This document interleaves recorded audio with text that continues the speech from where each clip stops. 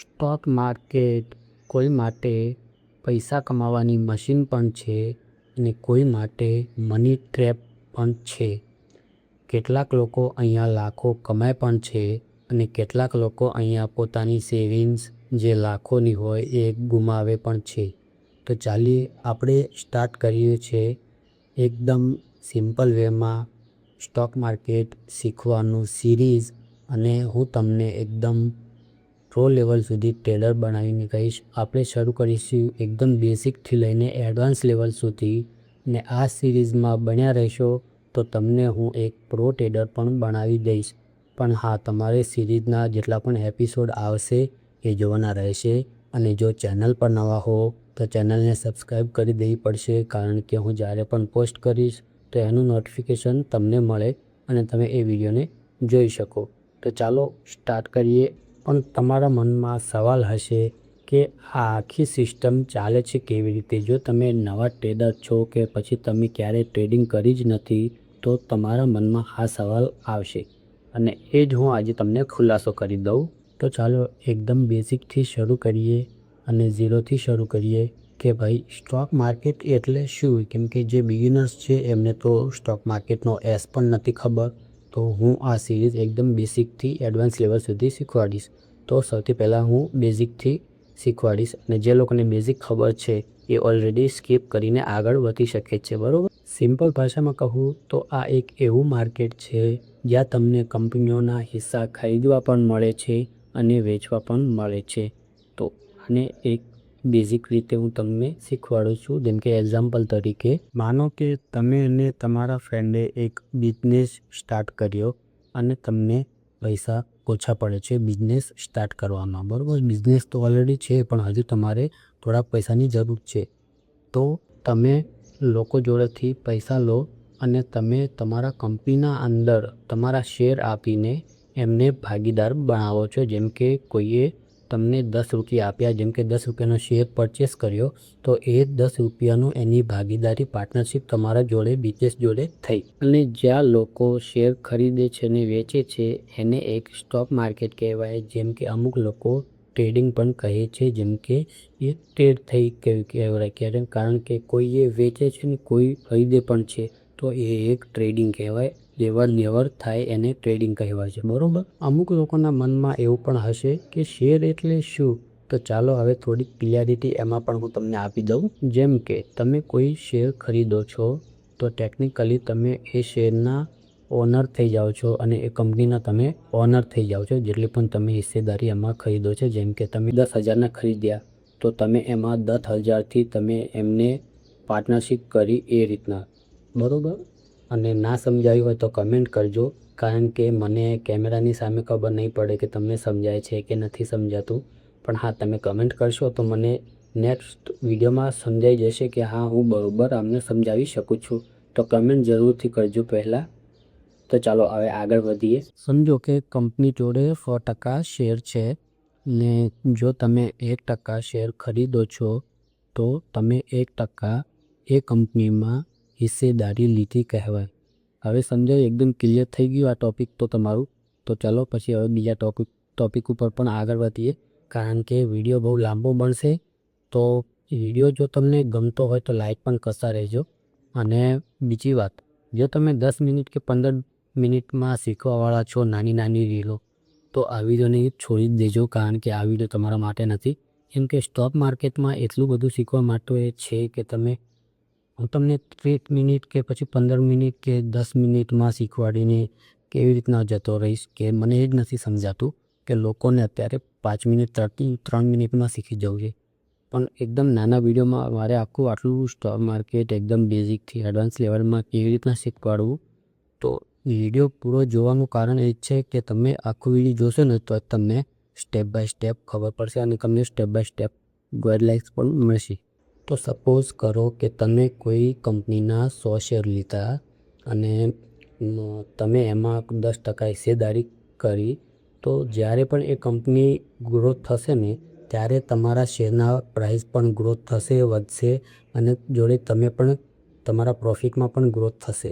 જેમ કે તમે ઇન્વેસ્ટ કર્યા 10,000, બરાબર?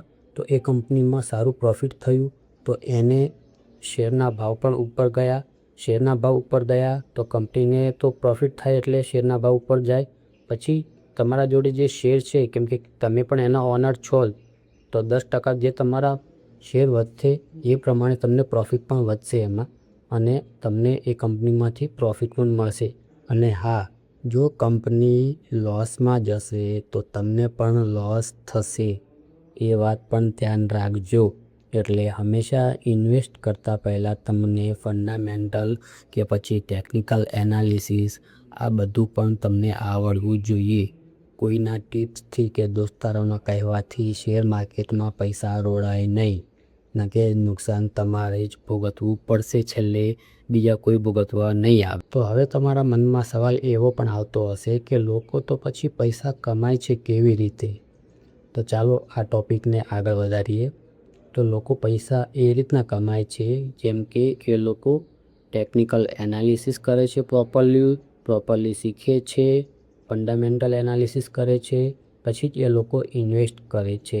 અને આમાં ઇન્વેસ્ટમેન્ટવાળા પણ હોય છે, કેટલીકવાર અમુકવાર સ્વિંગ ટ્રેડવાળા પણ હોય છે, ઇન્ટ્રાડે ટ્રેડિંગવાળા પણ હોય છે. અને હા, કેટલીક કંપનીઓ ડિવિડન્ડ પણ અનાઉન્સ કરે છે, તો એના જે પ્રોફિટનો એક હિસ્સો હોય છે એ તમને ડિવિડન્ડ દ્વારા પણ આપે છે. તો એ એક બેનિફિટ હોય. અને પ્લસ જે પણ શેરનો ભાવ ઉપર જાય અને જે તમને પ્રોફિટ થતું હોય, સપોઝ કે તમે 100માં ખરીદ્યો અને 6-7 મહિના પછી એ 150 ગયો, તો એ 50% તમારું પ્રોફિટ તો ખરું જ, પણ જે પ્લસ કંપની એના પ્રોફિટમાંથી તમને શેર હોલ્ડરોને ડિવિડન્ડ આપે છે, એ પણ તમારા માટે એક સારું પ્રોફિટની તરીકે જ કામ કરે છે, અને તમારી એક ઇન્કમ ત્યાંથી પણ શરૂ થઈ જાય છે. તો ચાલો હવે વાત કરીએ સૌથી પહેલાં ઇન્વેસ્ટમેન્ટ ઉપર, બરાબર?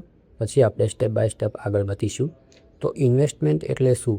સૌથી પહેલાં તો તમારા મનમાં એ જ આન્સર આવશે જો નવા હશો તો.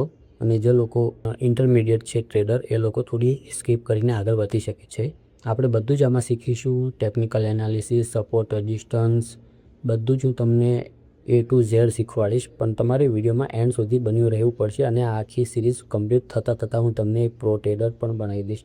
તો ચાલો, ઇન્વેસ્ટમેન્ટ એ માટે હોય છે જે લોકો લોંગ ટર્મ માટે, એટલે લાંબા ગાળા સુધી ઇન્વેસ્ટ કરી રાખવા માંગે છે પૈસાને, જેમ કે 5 વર્ષ, 7 વર્ષ, 10 વર્ષ. તો એ લોકો માટે વધારે રિસ્ક હોતું જ નથી, એકદમ ના બરાબર હોય છે. અને એ લોકો સારી કંપનીઓ જોઈને જ ઇન્વેસ્ટ કરે છે.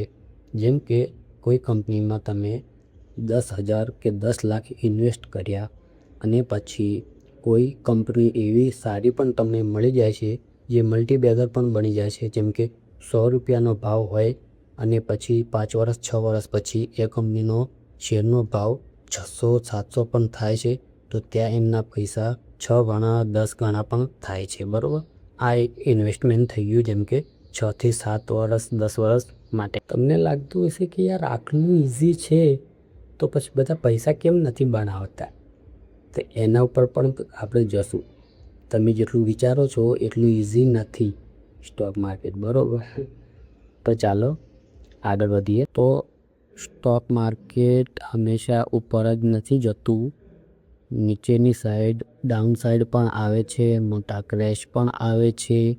ને સ્ટોક માર્કેટ હંમેશા ઝિગઝેગ કરતું જ જાય છે, એકદમ સીધી લાઈનમાં ઉપર નથી જતું, બરાબર?